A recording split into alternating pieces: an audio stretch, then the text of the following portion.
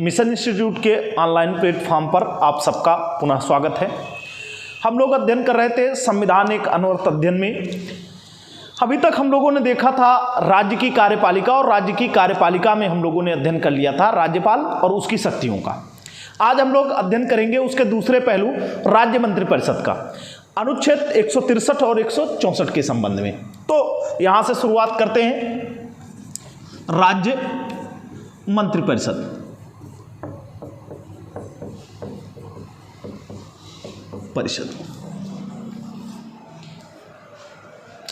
राज्य मंत्रिपरिषद की बात करें तो इसका प्रावधान किसमें किया गया है? अनुच्छेद 163 और 164। अब 163 और 64 में क्या दिया गया है, यहां से शुरू करते हैं। अनुच्छेद 163 क्या कहता है? राज्यपाल को सहायता एवं सलाह देने के लिए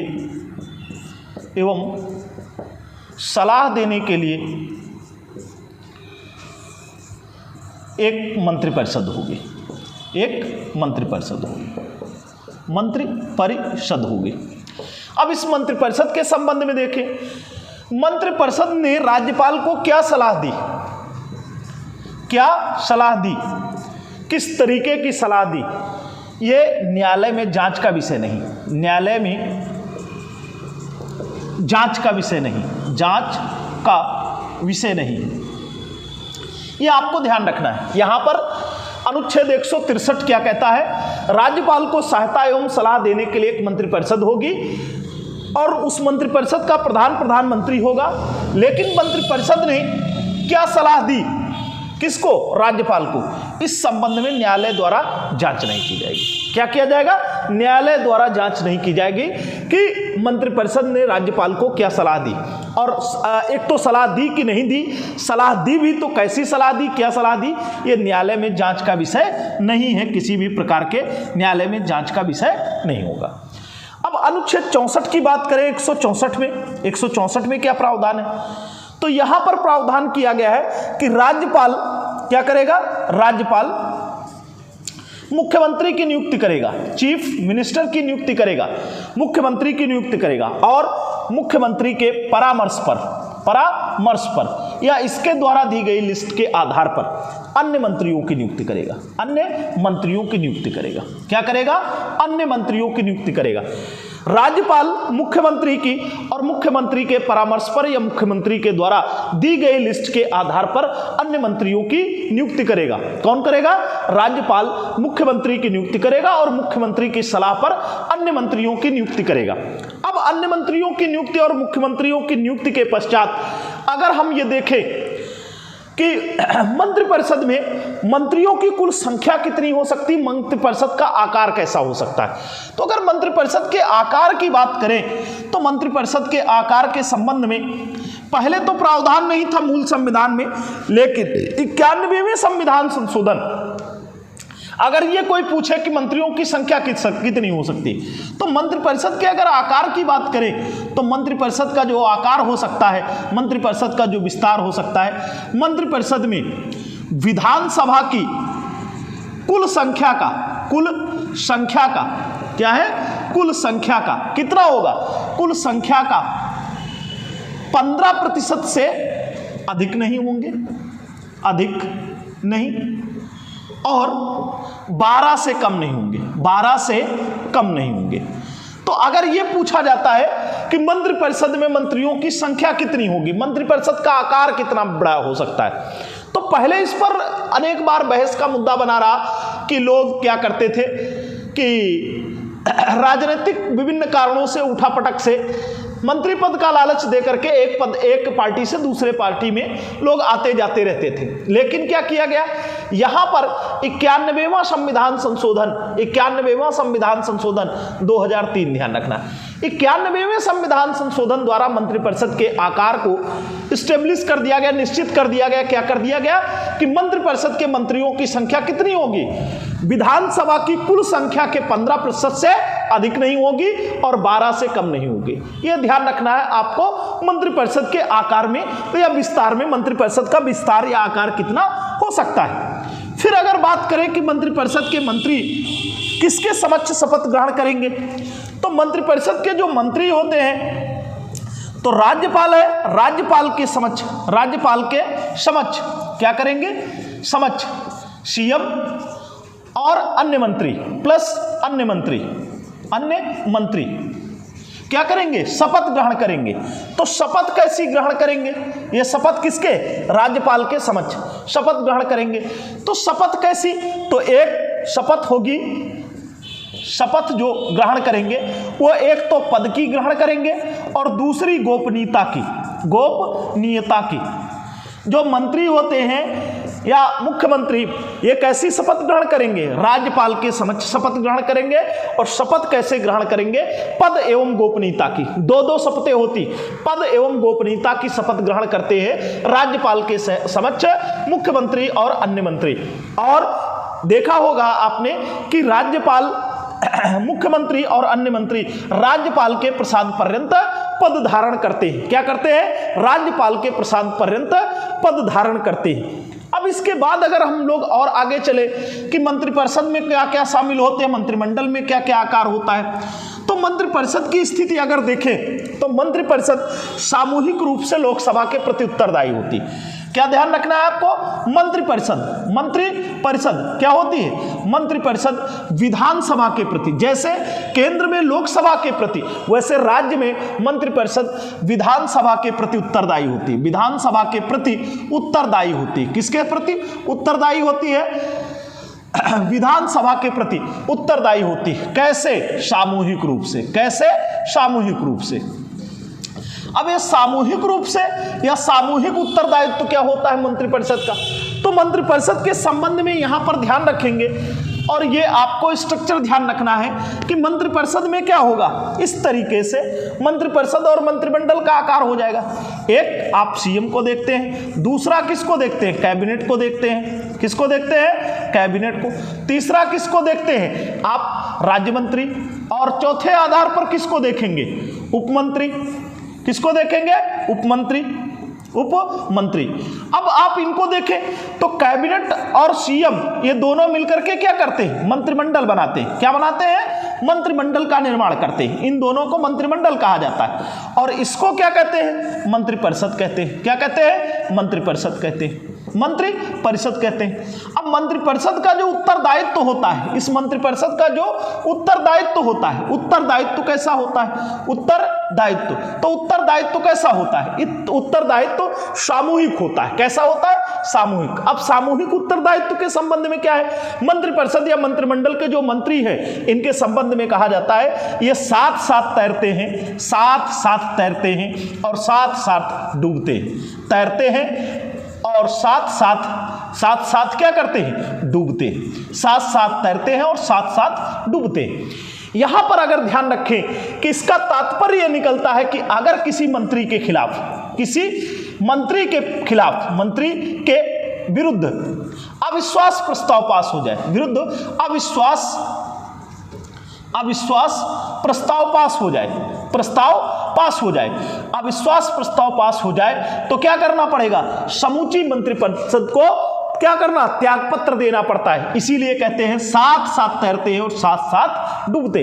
दूसरा, अगर कोई विधेयक लाया जाए और विधेयक क्या हो जाए, विधेयक अस्वीकार हो जाए, तो अगर विधेयक अस्वीकार हो जाएगा तो अब क्या कंडीशन होगी, तब कंडीशन ये बनेगी कि यदि विधेयक अस्वीकार हो गया और किसी मंत्री के विरुद्ध अविश्वास प्रस्ताव पारित हो गया तो समूची मंत्रिपरिषद को त्यागपत्र देना पड़ता है। समूची मंत्रिपरिषद को त्यागपत्र देने के कारण ही क्या कहा जाता है कि मंत्रिपरिषद के मंत्री एक साथ तैरते हैं और एक साथ डूबते हैं, मतलब साथ साथ तैरते हैं और साथ साथ डूबते हैं। यह मंत्रिपरिषद के सामूहिक उत्तरदायित्व की बात हो गई कि मंत्रिपरिषद के मंत्री विधानसभा के प्रति सामूहिक रूप से उत्तरदायी होते हैं। उसी प्रकार से जैसे क्या होता है कि केंद्र में मंत्रिपरिषद सामूहिक रूप से लोकसभा के प्रति उत्तरदायी होती है। हमने आपको आपको आर्टिकल 75(3) में बताया था।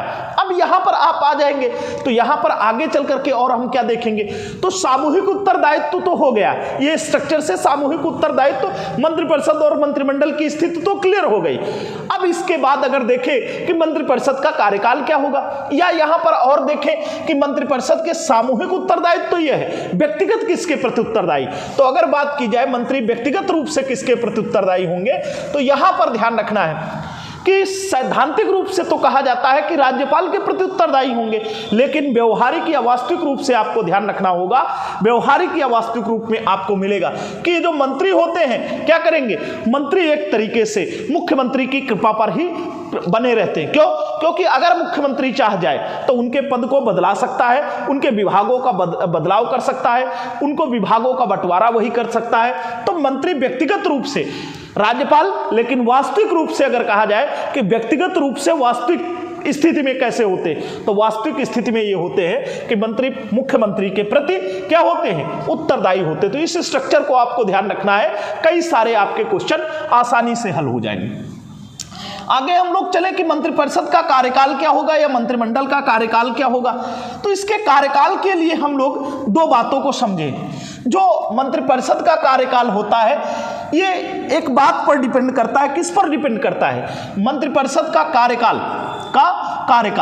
ये मंत्रिपरिषद का कार्यकाल किस पर डिपेंड करेगा, तो कार्यकाल डिपेंड इस पर करता है कि विधानसभा में विश्वास है कि नहीं, विधानसभा के विश्वास पर, विधानसभा के विश्वास मत पर, कि जब तक विधानसभा में इसे विश्वास मत हासिल है तब तक मंत्रिपरिषद काम करेगी, अन्यथा वो इसे ही उसको त्याग पत्र देना होगा। अभी आपने देखा कि जैसे ही अस्वीकृति होगी तो विश्वास मत पर, अब इसको विधानसभा का कार्यकाल कब तक रहेगा, यहां पर और देखें तो विधानसभा का जो कार्यकाल होता है वो कार्यकाल क्या होता है, सामान्यतः 5 वर्ष होता है, सामान्यतः 5 वर्ष होता है, सामान्यतः कितने वर्ष होता है, 5 वर्ष होता है। और सामान्यतः अगर 5 वर्ष होता है तो कार्यकाल, विधानसभा का कार्यकाल सामान्यतः 5 वर्ष होता है, तो मंत्रिपरिषद का भी कार्यकाल क्या हो जाएगा, सामान्यतः 5 वर्ष हो जाएगा। क्या 5 वर्ष से पहले भी लोग विधानसभा का कार्यकाल समाप्त होता है, तो बिल्कुल उसी तरीके से जैसे लोकसभा के मामले में, लोकसभा में क्या होता है, प्रधानमंत्री की सलाह पर राष्ट्रपति लोकसभा को कभी भी भंग या विघटित कर सकता है। उसी तरीके से आपको यहां पर ध्यान रखना है कि विधानसभा को भी क्या कर सकता है, मुख्यमंत्री की सलाह पर राज्यपाल कभी भी भंग कर सकता है, 5 वर्ष से पहले भी भंग कर सकता है। तो ध्यान रखेंगे मंत्रिपरिषद का कार्यकाल किस पर डिपेंड करता है, विधानसभा में जब तक उसको विश्वास मत हासिल है, विधानसभा के विश्वास मत पर। और विधानसभा का भी कार्यकाल कितना होता है, सामान्यतः 5 वर्ष। इसलिए कहा जा सकता है कि मंत्रिपरिषद का सामान्यतः कार्यकाल कितने वर्ष होगा, 5 वर्ष होगा। अब हम लोग बात करें मुख्यमंत्री की। मुख्यमंत्री की स्थिति उसी प्रकार की है, मुख्यमंत्री की स्थिति उसी प्रकार की है जैसे कि केंद्र में प्रधानमंत्री की, जैसे कि केंद्र में प्रधानमंत्री की। तो मुख्यमंत्री क्या करता है, मुख्यमंत्री के संबंध में अगर बात करें कि मुख्यमंत्री की क्या स्थिति है, तो मुख्यमंत्री पर क्या होता है, मुख्यमंत्री के संबंध में ये आपको बिंदुवार बातें ध्यान रखनी क्या है। एक तो मंत्रिपरिषद या मंत्रिमंडल का हृदय होता है, मंत्रिमंडल का हृदय होता है। दूसरा क्या ध्यान रखना है, यह बहुमत, विधानसभा में बहुमत दल का नेता होता है। क्या होता है, विधानसभा में बहुमत दल का नेता होता है, दल का नेता होता है कौन, मुख्यमंत्री। अब फिर क्या ध्यान देंगे, विधानसभा का भी नेता होता है, विधानसभा का नेता होता है, विधानसभा का नेता होता है। और क्या ध्यान रखना है, अब क्या करेगा, मुख्यमंत्री के अगर कार्य की बात करें तो मुख्यमंत्री किसे नियुक्त किया जा सकता है, तो मुख्यमंत्री बनने के लिए क्या है कि या तो विधानसभा का सदस्य हो, विधानसभा का सदस्य हो, कैसा हो, विधानसभा का सदस्य हो, या विधानसभा का सदस्य नहीं है तो क्या हो, विधान परिषद का सदस्य हो, विधान परिषद का सदस्य हो, अगर उस राज्य में है विधान परिषद का सदस्य हो। अगर विधान परिषद भी ना हो या इसका भी सदस्य ना हो तब क्या मुख्यमंत्री किसी को बनाया जा सकता है। अगर इनमें से किसी सदन का सदस्य नहीं है तो 6 माह तक बना रहेगा मंत्री या मुख्यमंत्री के पद पर, लेकिन 6 माह के अंदर उसे इनमें से किसी एक का सदस्य बनना अनिवार्य होगा। अगर इनका सदस्य नहीं 6 माह में बन पाएगा तब वो या तो ना तो मंत्री और ना ही मुख्यमंत्री के पद पर रह सकता है। तो मुख्यमंत्री अधिकांशतः आपने देखा होगा विधानसभा के बहुमत दल का नेता होता है, और विधानसभा के बहुमत दल का नेता अगर ना हो तो कहीं कहीं कुछ राज्यों में विधान परिषदों का भी प्रावधान है, उच्च सदन का या द्वितीय सदन का, उसका सदस्य होना अनिवार्य है। दूसरी चीज ध्यान रखेंगे, अगर इनमें से किसी सदन का सदस्य नहीं है तब क्या होगा, तो उस कंडीशन में 6 माह तक वो इस पद पर आसीन रह सकता है। दूसरी चीज क्या करता है मुख्यमंत्री, क्या करता है मुख्यमंत्री क्या करता है, मंत्रियों का चयन करता है। मंत्रियों का क्या करता है, मंत्रियों का चयन करता है, और मंत्रियों के चयन के साथ साथ और क्या करता है, मंत्रियों का चयन भी करेगा और उनके विभागों का बंटवारा भी करेगा। विभागों का बंटवारा कारण क्या है, बंटवारा आप यहां पर राज्यपाल भी कहा जा सकता है, लेकिन विभागों का जो आवंटन करता है वो मुख्यमंत्री के परामर्श पर ही करता है, राज्यपाल अपने मन से नहीं करेगा। तो ये कंडीशन है।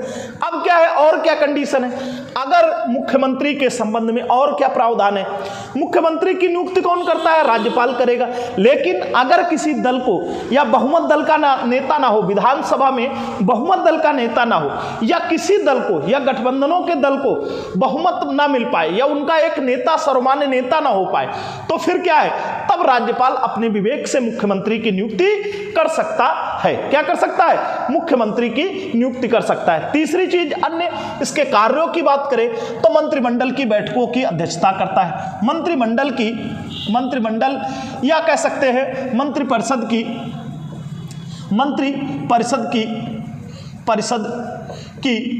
बैठकों की अध्यक्षता करता है। क्या करता है, बैठकों की अध्यक्षता करता है। और एक काम ये करता है किसका, मध्यस्थता का भी काम करता है। मध्यस्थता का काम कैसे करता है, तो यहां पर अगर ध्यान रखेंगे आप कि इसके संबंध में मध्यस्थता कैसे करता है, तो मुख्यमंत्री क्या करता है, इधर एक राज्यपाल हो गया और क्या हो गया, राज्यपाल हो गया, और ये मंत्रिपरिषद हो गई।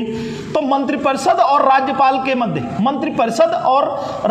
के मध्य क्या स्थिति बनती है, तो राज्यपाल मंत्रिपरिषद के द्वारा किए गए कार्यों की सूचना मांग ले, तो आर्टिकल 167 में प्रावधान किया गया कि ये कौन देगा, सीएम देगा। कौन देगा, सीएम।